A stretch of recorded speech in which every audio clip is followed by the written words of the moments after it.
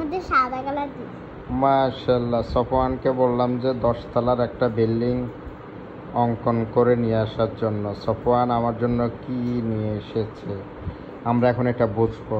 বাবা এটা কি বলো তো?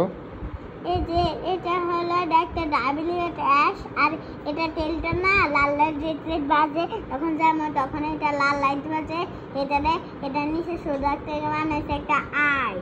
আরে এটাতে কি লেখছো এখানে? এখানে লেখছি হ্যাঁ এখানে লেখছি হ্যাঁ হ্যাঁ হ্যাঁ কি লেখছো? এখানে লেখছি হ্যাঁ থ্যাংক ইউ।